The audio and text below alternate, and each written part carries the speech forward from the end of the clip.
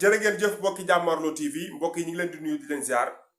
woy leen di abonné di partager seen xarit ngeen jàkkaarlool seen doomu day Ndiaga Star chroniqueur di leen nuyu bu baax di leen jox seen wàccuwaay ñi ngi ci burdu bi di ñaan suñu borom ñu gàmm ak jàmm yàgg ko teew at yi bari jóge nañ ci màggal dem ci gàmm loolu mooy Sénégal di nuyu waa jàngu bi tamit di nuyu kilifa diine di ziar ñëpp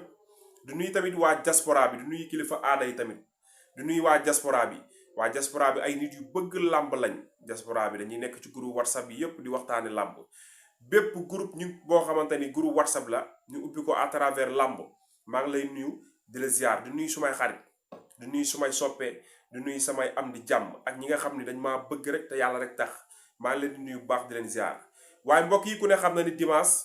incha allah Assane Ndiaye Baol production mooy ñëw fële ci arène nationale diggante Mama Lamine 2 bu jaxaay ak Ipo bu Kër Mbay Fall waaye mbokk yi nag dama bëgg ngeen def taxaw seetlu ci Assane Ndiaye borom Baol production Assane Ndiaye suma mag suma xarit borom Baol production maa ngi lay nuyu baax di la ziar mbokk yi Assane Ndiaye dafa jël cosaanam jël dëkkam tuddee ko li nga xamante mooy écriture am muy Baol production ba tax tey ay promoteurs yu bare bari du roy ci lu mel noonu loolu dafa am solo ndax tey su ko neexoon dem tuddee ko feneen mu tuddee ko Baol loolu mu njëkk koo def nag ci promoteur ci histoire Sénégal jël sa dëkk. jël sa écriture daal di ko koy tuddee mu nekk nit ku baax nit ku xam làmb nit ku yàgg tamit ci làmb yàgg sonnal làmb Assane Ndiaye man Ndiaga Star yow suma mag nga suma waay nga nit ku baax maa ngi lay nuyu bu baax di la ziar di la jox sa wàccuwaay waaye gars yi combat bi Assane Ndiaye tëgg nag yàgg naa tëgg làmb de mais combat bi combat la de combat bi combat la diggante Ipo bu Kër Mbay Fall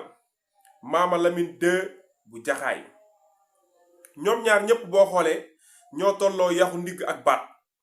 seen face to face ci laa njëkkee am njaay joxal jóob weccante nañ fa ay kàddu mais boo xoolee bien vrai que ni sol nañ yére mais da ngay gis ku ci nekk fraîcheur physique bi nga xamante ne mi ngi koy dégager gis naa rek photo shooting yi commencé génn mais bel état de forme Mama Lamine bu jaxaay bel état de forme ki nga xam ne mooy Ipo mais boo xoolee ci côté muscle Mama Lamine moo gën a muscle bu ñu mën a gis ci bët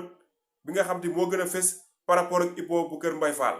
xëy na ñaari préparation yi ñoo bokkul parce que Mama Lamine mbër la moo xam ne bien vrai que day dem din mais mbër mu bëgg musculation la tamit waaye tamit day yëg din di contact boo xoolee Ipo ci état de physique am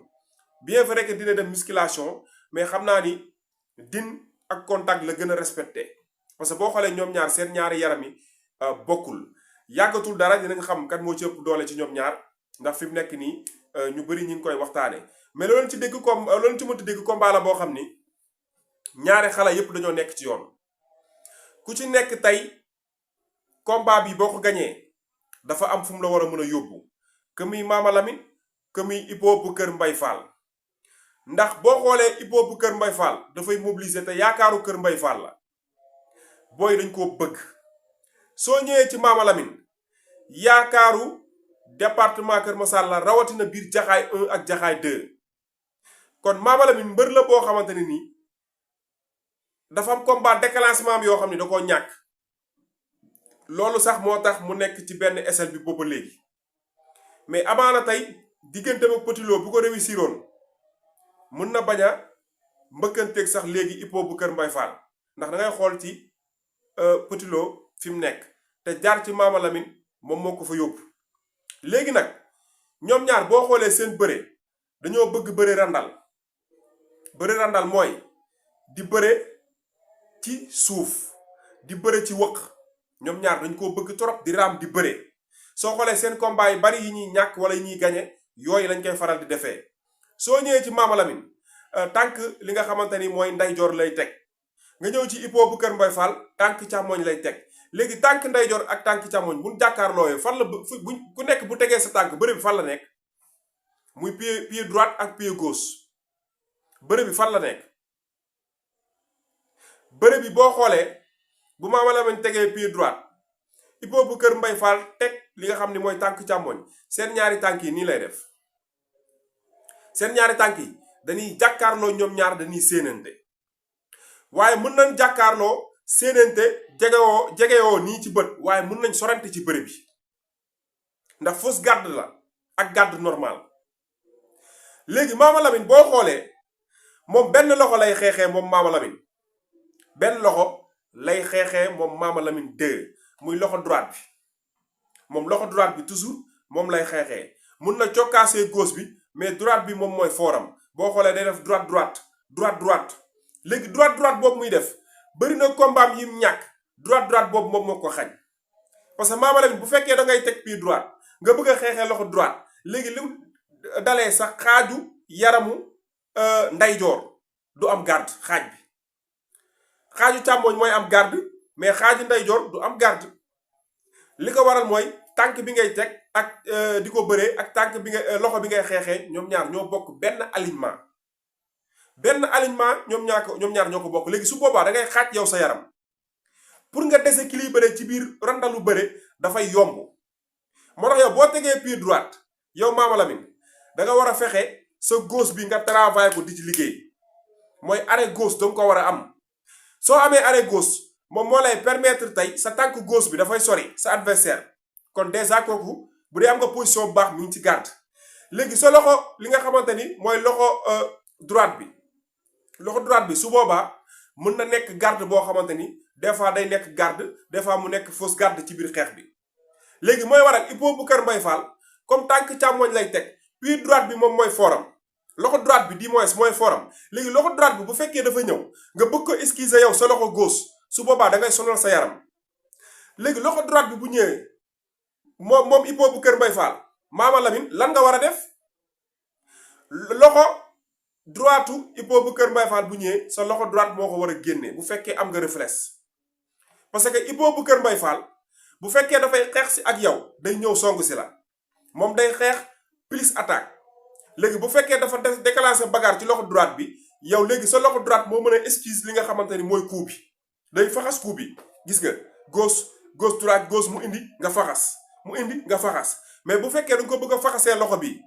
bi dafay taxaw libre su boobaa benn ko pàcc yaram bi mooy nekk en activité loolu tamit Mama Lamine il faut nga bàyyi ko xel loolu daal na la sa digganteeg Petit Lo te danga ci war a jàngatee bu baax gën naa laa dal nag sa diggante ak Bécaye bu Parcelles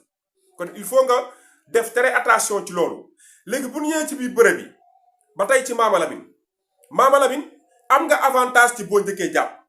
parce que am nga assise ci biir combat gis naa sa combat yu bari soo jàppee da ngay am assise soo amee assise toujours da ngay bëre ci lambeer soo amee assise toujours da ngay bëre ci ay wet parce que Mama Lamine avantage am mi ngi nekk ci bu njëkkee jàpp ci Hippo Kër Mbaye Fall ba pare jël bopp bi ndengeñ ko ki nga xamante ni mooy Hippo bu Kër Mbaye Fall su boobaa dafay chercher bëre parce que Mama Lamine gis naa ne am na bëre bu sew boo xamante ni mën na daan Hippo bu Kër Mbaye Fall bien vrai que ni ay combat yi muy daan yëpp day nekk combat yoo xamante ni mën na am premier round bu yàgg wala sinon ñu dem ba dugg ci li nga xamante ni moom mooy deuxième round li muy abrégé ay combat muy jeex ci victoire wala défaite bëriwul combat yim daan yu si bari dafa yóbbu adversaire bi à l'usure léegi nan nga def da nga war a moytu coup parce que boo xoolee li la dal sa diggante ak Petit Lo li ma lay expliqué nii sa benn pàcc yaram bi di bëre benn pàcc yaram bi daal di réservé wu loolu moo la xañ sa diggante ki nga xam ne mooy Petit Lo loolu moo la xañ sa diggante ki nga xamante ni mooy Bécaye léegi yow bu fekkee jàpp nga yow Mama Lamine war ngaa mën a tegal 16 Hippo bu Kër Mbaye Fall xam nga lu tax parce que Hippo bu Kër Mbaye Fall saa boo ko ronoo day bëreeg yow ci kaw tiim la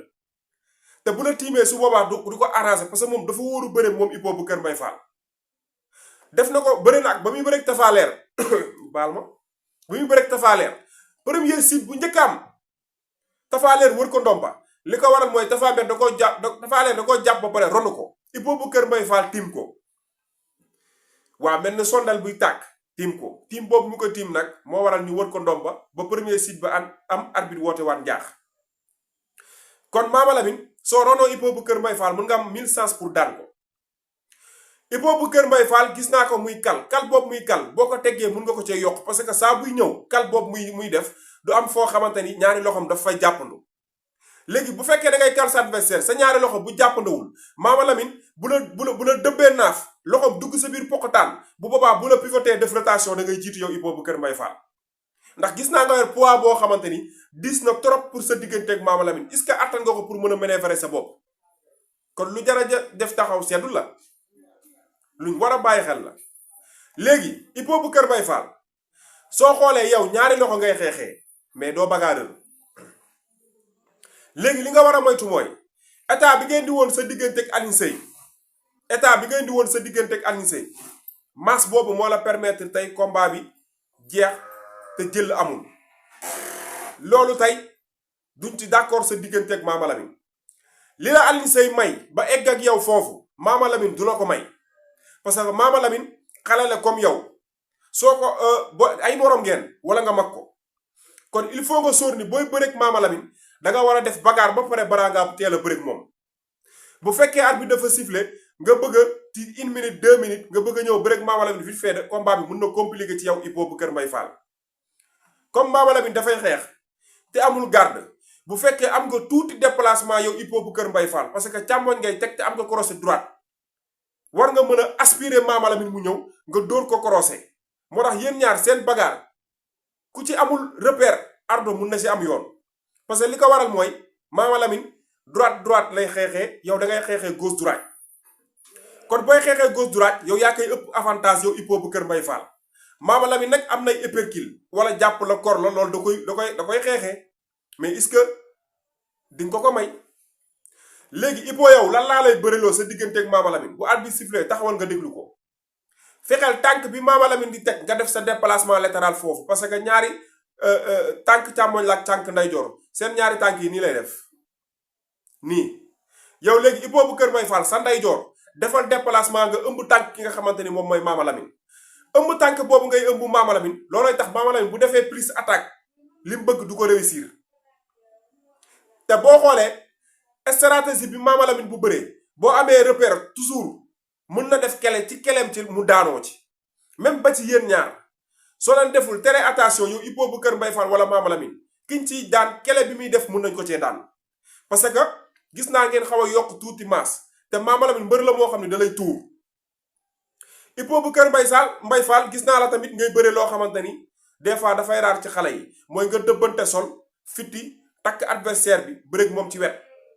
boo bëreeg moom ci wet gis naa ko Mama Lamine tamit dafay bëre placage parce que bu la dëbbee sol ci loxo droite bi loxo gauche bi la lay placage daal lay sëñaxal yéen ñaar bëre bi ci suuf nag yéen a ko ndróole mooy bëre fàq wàcc jargandoo sulli wëq def rotation jaar ci vide bëre ci fes loolu yéen ñaar da ngeen koy bëre su boobaa yéen ñaar njëkkantal lay doon bëre bi ci yéen ñaar mais man li ma la siy digal bu baax yow Hippo bu Kër Mbaye Fall mooy combat bi soo ko mënee bëre te doo encaisser coup Mama Lamine buy def impact daf lay arrange ci combat parce que da ngay nekk à l'aise parce que Mama Lamine saa bu la dóoree coup mu wóor na ko ni dal na dafay ñëw bëri si yow bul nangu mukk tamit dëbbanteeg sol Mama Lamine taxaw bàyyi boppam nekk ci suuf su boobaa Mama Lamine dafa lay ëpp puissance parce que am na benn impulse de force boo xam ne nekk na ci moom mooy Mama Lamine néewul doole mën nga ko ëpp volume yow Hippo bu Kër Mbaye Fall mais mën nga ko bañ a ëpp doole yéen ñaar bëri bi ci wet bi njëkkante la Mama Lamine yow tamit li ma lay moytuloo mooy Hippo bu Kër Mbaye Fall mbër la moo xamante ni boo ñëwee di ko soggi ak distance dafay def retrait fàq la te bu la fàqee su boobaa mën nga def kat appui wala mën nga def fes kon moo tax combat bu doy waar la ci ñoom ñaari ndaanaan lañ ñaari bërëkat lañ Mama Lamine nag garde bi jéem ko fermer Hippo bu Kër Mbaye Fall bu amee lecture mën na la toucher ci combat bi ndax mooy li ma la wax tant que pied droite ngay teg di xeexee loxo droite bëgg a indi sa loxo gauche mu nekk sa garde loolu du sotti su boobaa arrêt droite bi bu ñëwee du am lenn lu ko xam ne da koy téye vide lay nekk sa kanam gi vide sa xar kanam gi te diggante bii ci la ñuy kaawoo nit diggante fii ci la ñuy kaawoo nit kon loolu il faut nga sóoraale ko parce que am na coup yoo xam ne boo ko jëlee rek dafay yàq sa làmb yéen ñaar nag fi problème bi nekk mooy boo leen jàppantee ci gaño Mama Lamine jàpp Hippo bu Kër Mbaye Fall jàpp gars yi combat bi duma ci dàq kalum biti combat Mama Lamine Hippo bu Kër Mbaye Fall barke borom Touba duma ci dàq kalum biti duma ci dàq ca xabal xam nga lan moo tax mais dama leen a xam ñoom ñaar seetaan leen bu fekkee da ngeen a jàppante gis nga Mama Lamine bu la kalee nga bañ daf lay caxabal ba pare si nga xël la Hippo bu Kër Mbaye Fall mun nga ko zongale ba yaakaar ni taxaw na mu kott sa tànk chargé la ànd ak yow kon combat bu doy waar la te ki ciy ëpp avantage mooy ki nga xam ne dafay féete suuf di jàpp ci devantiru ngemb ak kiy jàpp ci cal genn su boobaa placage mun na fam su boobaa tegal sées mun na fam kon yooyu yëpp kenn ku ci nekk ci yéen ñaar da ko war a bàyyi xel mais Hippo bu Kër Mbaye Fall yow laay alerter nag bu baax a baax sa diggante ak Mama Lamine li ko waral mooy jël nga benn masse bi te Mama Lamine mbër la moo xam dafa am fraîcheur physique saa yu ñëwee dafay indi état de forme soo mënta déplacé wu ci sa ndoxtu bëre jéem a tas li nga xamante ni mooy attaque bu Mama Lamine combat bi mun na xaw a compliqué trop ci yow parce que Alioune Seye min la jox nga benn lante ak moom loolu boo ko defee Mama Lamine yaakaaruma ne di nga ko réussir boo xoolee yéen ñaar ñëpp seeni combat à l'usure la combat yàgg ngeen di faral di bëre kon Hippo bu Kër Mbaye Fall déplacement latéral ci tànk bi nga teg muy càmmoñ moom moo lay arrangé su ko defee Mama Lamine même bu indee coup di nga ko mën a esquisse di nga ko mën a moytu coup ba nga xamante ni du la mën a dal léegi nag même déplacement boobu tamit Mama Lamine war na ko mën a indi parce que Mama Lamine comme droite ngay xeexee sa tànk droite bi ngay teg mun nga déserté combat bi daf lay permettre boo lancé crochet droite Hippo bu Kër Mbaye Fall bu dawee di la song si mun nga def déplacement daan ko comme ni nga daanee woon ki nga xamante ni moom mooy armée 2 bu Bawal armée 2 dafa ñëw dàq la nga rof ko naaf ba pare daal di def rotation pivoté ko loolu mun na am sa diggante ki nga xamante ni mooy Hippo bu Kër Mbaye Fall kon jërëjëf lii na woon Ndiaga Star seen xarit chroniqueur waaw di wax leen woy leen di abonné di partager Jàmmaarloo TV rek képp kuy seetaan rek ñi ngi am mbégte ci kaw ci yow bu baax a baax ku dégg ni ñuy waxee nga xam ni booba léegi ñu ngi ci affaire yi xam nga nekk ci daw di wax nag ngeen ñaanal ñu bu baax a baax waa ngeen ñaanal ñu daal en tout cas jërë ngeen jëf merci beaucoup Jàmmaarloo TV